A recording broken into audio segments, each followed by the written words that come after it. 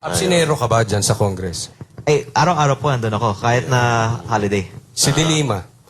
Oo, actually, absolutely. yung mga minority, masipag pumasok. May insertion. Yung minority masipag ko. Eh, yung majority, parang complacent ata. Kasi yung minority, ang pwedeng magtanong. Yung okay. majority, kailangan ng approval para magtanong. At syempre, hindi bibigyan ng approval para mabilis na nang matapos ang agenda. Yeah. Kailan mo huling nakita si Congressman Romualdez sa House? Well, karamihan naman po talaga hindi pumapasok. So, hindi siya po. Okay. Sarap ng buhay. Pero Sarap ng buhay. ito yung minor scandal, ah. Minor lang yan. Hindi po. Hindi reflected sa roll call o sa attendance ng mga members. Kahit wala siya doon? Hindi, pwede ba yun? Halimbawa, tatawag yung secretary, Hindi. roll call. Wala siya sa Wag attendance. natin i-identify yung kahit sinong individual. Basta, dapat buksan ng Kongreso yung records ng attendance. Ayun. At pangalawa, kung maaari ko pong sabihin ito ngayon, magpa-file ako ng bill. No work, no pay for congressmen. Yun.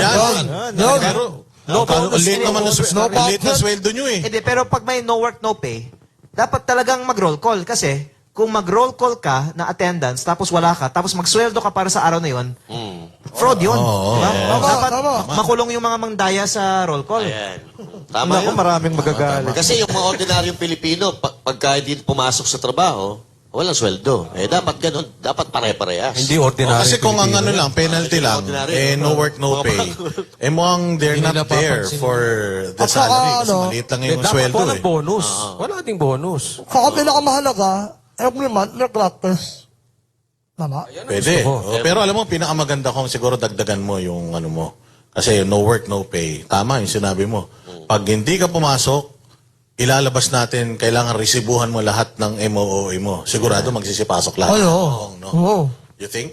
Kasi marami kasi mga palusot bakit kailangan ng MOOE, sinasabi nga may mga requirements sa mga distrito, pero yung hindi may paliwanag, bakit hindi ka pumapasok? Diba? Kaya pinipili natin yung ina-advocate natin eh. Pero kayo ba? Ano kaya yung isasagot ng mga iba? Bakit hindi dapat ipasa yung no work, no pay? Maganda yan. I-ano natin, i-advocate Piliin natin natin. yung mga bill na walang sagot. Maraming absent. Ayun, masipag. Masipag. Sino? Siridon. Masipag yun. Masipag saan? Palagi nagpapa-interview.